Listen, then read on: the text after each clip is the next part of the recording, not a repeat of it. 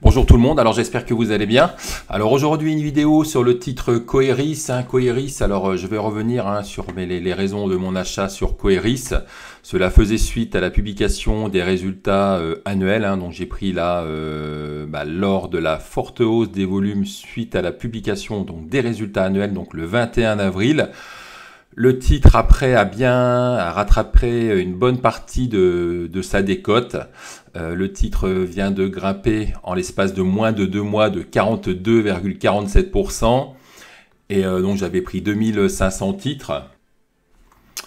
Et comme le titre n'est pas forcément liquide, des fois même il est bien même très illiquide, je vais commencer à alléger ma pause, surtout qu'en plus j'ai refait le point sur la valorisation actuelle et je trouve que le titre commence à être assez bien valorisé. Donc je vais placer mon ordre de vente.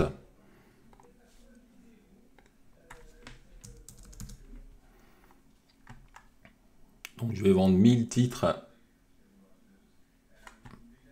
Alors on regarde le carnet d'ordre. Je vais vendre 1000 titres. Alors par contre je vais laisser... je vais les vendre à 92. Alors je pourrais les vendre à 4,88 ou alors 4,92. En plus, la raison technique de l'allègement de cette ligne, c'est que là, on arrive sur un seuil psychologique, les 5 €. Et je pense que ça pourrait commencer un peu à patiner pour les cours de bourse. Alors voilà, je me dis, bon, je veux prendre mes bénéfices. Et puis surtout, on arrive sur les 5 €. Donc c'est la deuxième raison pour laquelle donc, je vais alléger ma ligne. Et puis après, il y a aussi la valorisation actuelle du titre. Donc j'y reviens. Ouais, allez, on va mettre à 92. J'hésite, Donc, il me restera encore 1500 titres.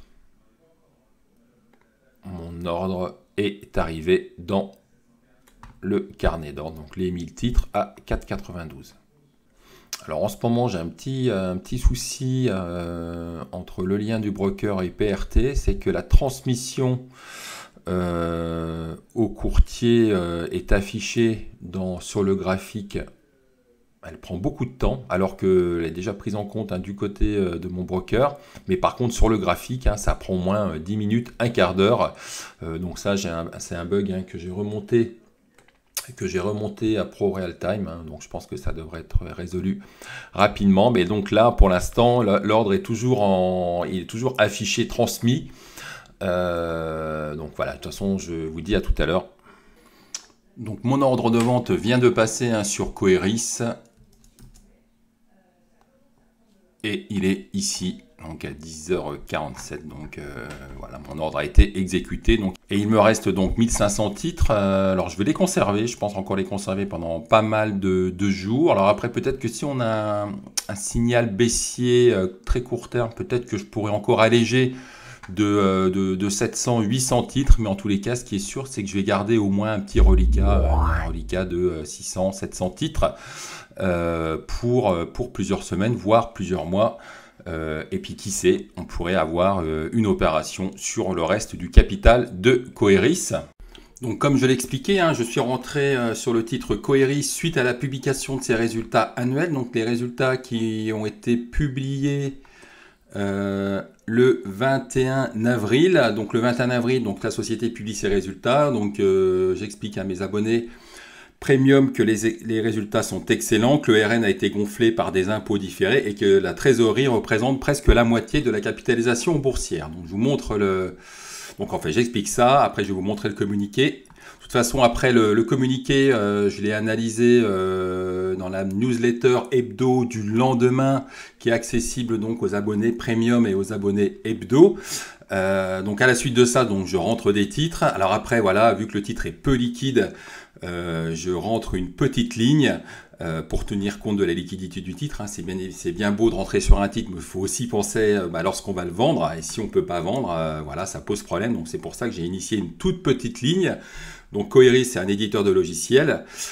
Et puis voilà, j'explique que je vais rentrer le titre en portefeuille et je pense le garder durant plusieurs semaines. On regarde le communiqué. De toute façon, après, ce qui suivra à la fin de cette vidéo, c'est un extrait de la newsletter dans laquelle je présente les résultats de Coeris. C'est une newsletter qui a été publiée le lendemain ou le samedi ou le dimanche. Donc Coeris publie des résultats en forte hausse, notamment, alors déjà on va regarder les premières colonnes, le chiffre d'affaires, donc on voit qu'on a un chiffre d'affaires qui est en hausse. Qui est en hausse de 9,7%. Ce qui est d'autant plus intéressant dans ce tableau, c'est que le chiffre d'affaires est en hausse de 9,7%, mais le ROC, lui, est en plus forte hausse. Hein. La marge opérationnelle augmente, puisque le ROC passe de 1,1 million à 2 millions. Derrière, on a un résultat opérationnel donc, qui passe de 1 à 2,1 millions. Donc là, c'est la colonne des résultats de 2022. Le résultat net est gonflé par ces impôts différés de 2,3 millions.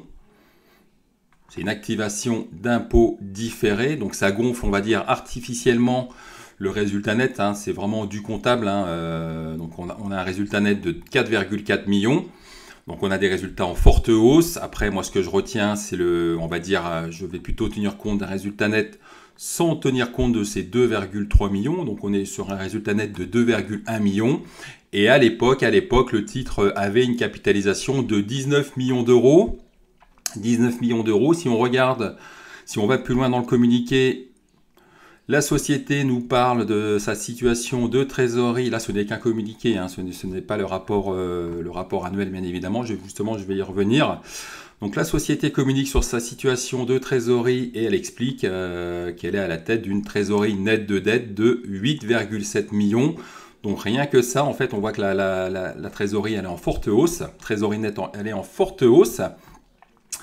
Et en plus, elle représente presque la moitié de la capitalisation boursière de Coeris. Donc vraiment un titre value, hein, puisque là, lorsqu'on calcule le PER, on est sur un PER de 10. Lorsqu'on calcule la valeur d'entreprise, donc on est sur une valeur d'entreprise donc de 19 millions, moins 9 millions, on est sur une valeur d'entreprise de 10 millions. Mais après, lorsqu'on fait le ratio VE sur RO, on est donc sur un ratio VE sur RO de 5. Donc c'est vraiment très faiblement valorisé. Donc forte situation trésorerie, très faiblement valorisée sur le VE sur RO, PER de 10, société on va dire de croissance, éditeur de logiciels, et donc tout ça, tous ces éléments me font passer à l'achat sur le titre. Le jour de la publication, on voit que les volumes sont en très forte hausse, puisque là on est à 75 000 titres échangés. Un niveau de volume qui n'a pas été vu depuis pas mal de temps, on va regarder d'ailleurs, depuis 2019. Donc, grosse séance, hein, le jour de la publication des résultats annuels. Donc j'en parle à mes abonnés hebdo via la newsletter hebdo. D'ailleurs, je me répète, hein, il y a un extrait de la newsletter justement qui parle du titre Coeris. Et puis après, le titre... donc là c'est ici, on est vendredi, donc là c'est le week-end, et puis le lundi, donc le titre, parce que c'est vrai, je me dis, bon, super publication, mais à l'époque, hein, les small cap hein, n'étaient pas très bien orientés, mais là je me dis quand même, la société vient de publier des résultats en hausse, très faible valorisation. Et je me dis quand même, certes, le compartiment des small cap est mal orienté, mais il y a quand même des small cap, lorsqu'elles publient de bons résultats, et bien généralement les titres finissent par décoller. Et finalement, le titre, bon, on fait un plus haut, donc là le vendredi à 3,65, et finalement, sur les séances suivantes, le titre ne va pas faire grand-chose. Et puis finalement, il finit par décoller, alors dans des volumes pas forcément élevés, mais je pense que ça fait suite à quelques fonds qui ont dû rentrer des titres. Et puis le titre commence à décoller, et puis on voit que les volumes en plus, ce qui est toujours marrant en fait, dans ce genre de mouvement, lorsqu'on a de telles publications, c'est que les publications, on va dire, échappent à certains gérants, puis après les gérants finissent par découvrir la publication après coup, et finissent par acheter des titres, mais ils finissent par acheter des titres alors que nous, hein, en tant que particuliers, eh bien, on a eu tout le temps, même le jour de la publication, de rentrer sur le titre. Et on voit justement que sur le vendredi 12 mai, par exemple, on voit que les volumes sont encore là, puisque là, alors attendez, on est sur le vendredi 12 mai, on est sur une journée à 23 000 titres. Donc le titre après, on va dire consolide un petit peu. Et puis hop, ça réaccélère au-dessus des 4,36. Et là encore, regardez, je pense que d'autres gérants arrivent. Là, on est sur 35 000 titres échangés. Et le titre n'arrête pas de grimper. Donc ça se trouve là. Donc là, moi j'ai pris, j'ai allégé, hein, puisque bon voilà, le titre vient de faire 40%, plus de 40%, 41% en l'espace de moins de 2 mois. Donc voilà, c'est quand même prudent. J'assure le coup, voilà, je prends un peu de bénéfice, je garde une ligne, puisque en même temps, regardez, la tendance, elle est quand même haussière et ça n'a pas l'air de se calmer. On a encore pu le voir justement sur la séance du jeudi où là, les volumes sont revenus.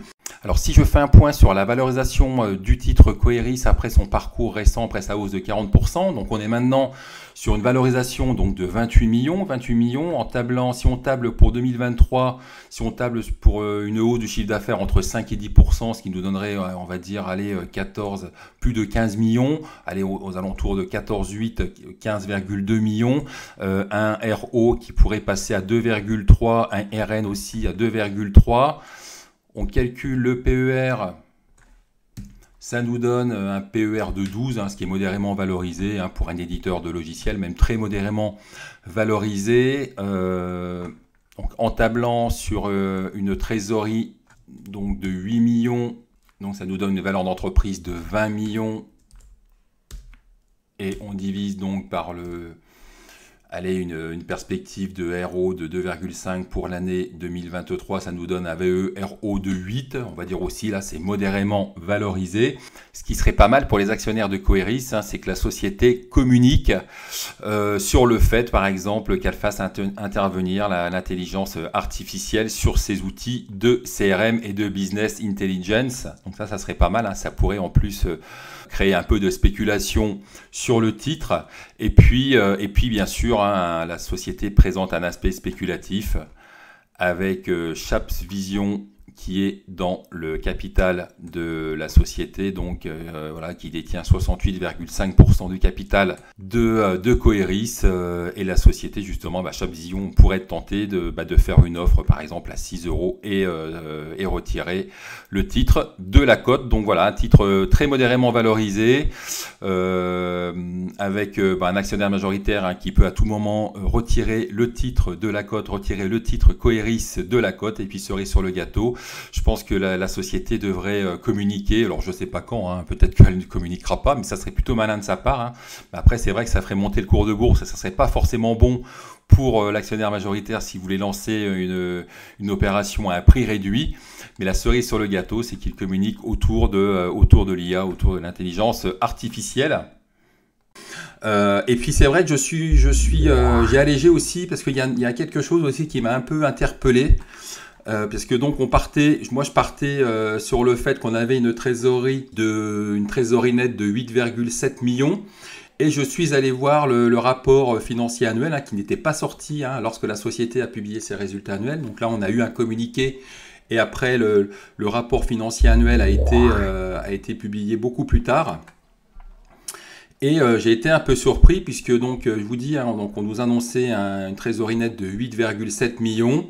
Et quand je suis allé voir confirmation justement de ce niveau de trésorerie, alors je crois que c'est page 10, donc c'était plutôt page 7. Et lorsque je regarde page 7, donc on nous indique qu'on a une trésorerie disponible qui s'élève à 513 000 €, d'accord, et que la dette est en diminution. Et ça fait suite justement à la mise en place d'une convention de cash pooling avec Chaps Vision. Chaps Vision, c'est l'actionnaire majoritaire de Coeris. On nous explique en fait qu'un transfert de la trésorerie a été effectué auprès de Chaps Vision qui va s'occuper de cette gestion de trésorerie. Et finalement, donc on nous annonçait 8,7 millions de trésorerie nette de dette. Et finalement, en regardant le rapport annuel, on arrive plutôt à une trésorerie nette de dette de 6,9 millions, soit un différentiel de, on va dire, 1,9 million d'euros. Bon, c'est On a quand même 2 millions de moins que ce qui avait été annoncé dans le communiqué. Délègue la gestion de sa trésorerie à sa maison mère, mais on nous dit pas, on nous explique pas vers qui va toucher les intérêts justement de ce niveau de trésorerie, probablement vers la maison mère. Donc voilà, donc moi j'ai allégé parce que voilà, bon déjà le titre a fait un beau parcours, parce que la situation de trésorerie nette est finalement inférieure au communiqué qu'on avait pu lire il y a quelques semaines. Et ce que aussi je voulais vous rajouter par rapport à ce que je viens de vous dire, lorsqu'on regarde, justement, si on regarde aussi le rapport financier, lorsqu'on regarde, là c'est un peu plus clair, un peu plus clairsemé, il y a moins d'informations, donc c'est plus facile à lire. Lorsqu'on regarde, donc lorsque vous regardez la santé, lorsque vous cherchez la santé financière d'une société, c'est vrai qu'à chaque fois, moi je vous dis de regarder la trésorerie et le niveau des dettes. Donc là les dettes on les retrouve, ce qu'on avait vu là dans le communiqué. On a ces 5,7 millions et ces 972, on les retrouve ici. On retrouve aussi le niveau de trésorerie, mais on ne retrouve pas le niveau de cash pooling. Le niveau de cash pooling, en fait, il faut aller le chercher dans les autres actifs. Et là, on retrouve les 13 millions, donc, qui ont été, on va dire, mis à disposition à la société mère pour faire du cash pooling. Donc quand vous cherchez la santé financière d'une société, c'est bien de regarder la trésorerie, mais il faut aussi regarder ces colonnes-là, les autres actifs, surtout quand vous voyez des données comme ça en hausse ou qui sont non négligeables. Et je conclurai aussi pour vous expliquer que c'est vrai, on a eu beaucoup de small cap, on a eu un compartiment des small cap qui a été mal orienté, qui est mal orienté. Et ça se traduit justement sur l'indice CAC Small Cap avec un parcours qui n'a rien à voir avec le CAC 40, puisque cet indice, le CAC Small, sous-performe par rapport au CAC 40. Je crois que sur les 5 dernières années, on a un CAC 40 qui est en hausse de 39% ou 40%, et l'indice Small Cap qui est en hausse ou en baisse de 11%. Donc ça se traduit par un CAC Small, l'indice CAC Small qui est en baisse depuis 2022. Après, on peut même prendre un peu plus de recul en vue hebdo. On voit que ce CAC Small est en baisse, alors que le CAC 40, lui, est en hausse. Sur les 5 dernières années, le CAC 40, il est en hausse de 39%. Le CAC Small, il est en baisse de 11%. Donc, il sous-performe largement le CAC 40. Mais on peut remarquer que depuis quelques séances, là, on était sur un plancher sur le CAC Small. On était sur un plancher et depuis quelques séances, on voit des petits signes, on voit un peu de reprise d'activité sur quelques valeurs. Et c'est vrai que le secteur, le compartiment des small cap, il est au tapis et on a des sociétés quand même qui présentent des valorisations intéressantes. Et ce qu'on a pu voir justement sur Coeris, suite à la publication des résultats annuels, on pourrait le voir sur d'autres valeurs. Donc il y a encore des sociétés qui vont publier cette semaine. Il y a pas mal de valeurs qui présentent de très faibles valorisations. Et je pense qu'il y aura encore pas mal de choses à faire, voire beaucoup de choses à faire dans les prochains mois. Surtout si des small cap, parce que c'est vrai qu'on a eu une sous-performance des small cap depuis 1 an et demi notamment. Mais ça fait suite, comme j'ai déjà expliqué, à des small caps qui sont quand même, dont l'activité se concentre en Europe, et il y a beaucoup de small caps qui ont souffert de l'inflation, de la hausse des matières premières, et derrière on a vu, ça a eu un effet sur leur rentabilité. Elles ont vu leur rentabilité fortement baisser. On a pu le voir lors des dernières publications des résultats semestriels ou lors des publications des résultats annuels, mais il y a beaucoup de bons dossiers qui finiront par se redresser. Alors peut-être qu'on on commencera à en voir la couleur dans les prochaines semaines, prochains mois. Mais en tous les cas, je pense que là où il y a des choses à faire, le CAC 48 a déjà fait plus d'une dizaine de pourcents. Là, je pense qu'on pourrait avoir un rebond notable. C'est sur le compartiment des small caps. Alors par contre, on a une petite alerte quand même depuis plusieurs mois sur les acteurs du secteur de la construction individuelle, du bâtiment, des constructeurs de maisons, et là ça va pas s'arranger puisque le gouvernement va arrêter le Pinel, va restreindre les accès au PTZ, au prêt à taux zéro. Donc à court terme, je pense que le secteur du bâtiment, de la construction de la maison devrait encore souffrir. En plus, les baisses des permis, je crois qu'on a eu des baisses de permis de moins 20% sur le premier trimestre. Donc Donc il y a des problèmes sur ce secteur du bâtiment de la construction individuelle. Donc par contre un petit bémol sur ce secteur, mais par contre je vous dis sur pas mal de secteurs, on pourrait avoir de belles recoveries dans les prochains mois. Et puis voilà, si cette vidéo vous a intéressé, vous a plu, n'hésitez pas à la liker, à vous abonner à la chaîne et je vous dis à bientôt. Alors, au niveau des publications, donc il y a Coeris. Alors, Coeris, c'est un des titres que j'ai acheté, que j'ai rentré en portefeuille. Vous allez me dire, bah, attends David, Coeris, c'est une small cap, mais c'est vrai que les résultats de Coeris sont vraiment excellents. Ils sont excellents, je vais vous les montrer. Donc, c'est un petit éditeur de logiciels. Donc, il y avait une OPA qui avait été lancée à 2,20 ou 2,30 il y a quelques années. Et depuis, donc, il y a un nouvel actionnaire, donc je crois qu'il est actionnaire majoritaire à hauteur de 68%. Et depuis qu'il est rentré dans le capital de Coeris, eh bien la société, on va dire, se porte mieux, avec une rentabilité qui augmente, avec un chiffre d'affaires qui est en hausse. On avait une rentabilité beaucoup plus faible. Et là, la société a vraiment publié d'excellents résultats annuels. Puisque là on est sur un chiffre d'affaires donc à plus 9,7 avec une rentabilité qui grimpe, qui passe de 1,1 à 2 millions, donc au niveau du résultat opérationnel courant, et après un résultat net qui passe à 2,1 millions. Alors là il atteint 4,4 millions puisqu'il a été gonflé par des impôts différés. Mais franchement, il faut plutôt, parce que donc c'est plutôt un résultat net exceptionnel, gonflé par de l'exceptionnel. Mais on va plutôt tenir compte d'un RN de 2 millions, donc ce qui nous donne un PER de 10, ce qui reste faiblement valorisé pour un éditeur de logiciels. Et autre élément marquant, c'est le niveau de trésorerie, puisque là, la société a un niveau de trésorerie net de 8,7 millions qui couvre presque la capitalisation boursière. Donc ça veut dire que sur le ratio VE sur RO, valeur d'entreprise, on est sur une valeur d'entreprise de 20 moins 8,7, ça fait 11,3 divisé par 2. Voilà, ça nous donne grosso modo un VE sur RO autour des 5, 5,5, ce qui reste faiblement valorisé. Alors c'est vrai que c'est un titre peu liquide, mais là on notera, alors peu liquide, et puis après c'est une small cap, vous allez me dire, mais attends, tu me dis que tous les small cap sont un peu à la ramasse, mais là c'est vrai que là on a quand même eu, alors il y a un aspect spéculatif aussi avec, je vous dis, le fonds qui s'appelle Sharp Vision. Et c'est le genre de titre, on va dire, de petite small cap qui pourrait, déjà qui est faiblement valorisé et qui pourrait être recherché par quelques fonds small cap, puisque là on est vraiment sur une valorisation basse. Donc moi j'ai construit une petite ligne. Et puis surtout, voilà, il y a le spéculatif, j'ai déjà dit. Et donc voilà, c'est un des titres que j'ai rentré en portefeuille. J'en ai pas rentré beaucoup, surtout que là... étant donné que les small caps se portent pas très bien, mais là vraiment ce qui m'a incité, donc c'est la faible valorisation, je me répète, et aussi les gros volumes qui sont arrivés sur Coeris, et je ne serais pas surpris qu'il y ait un gérant de fonds de small cap qui soit rentré aussi vendredi. Voyage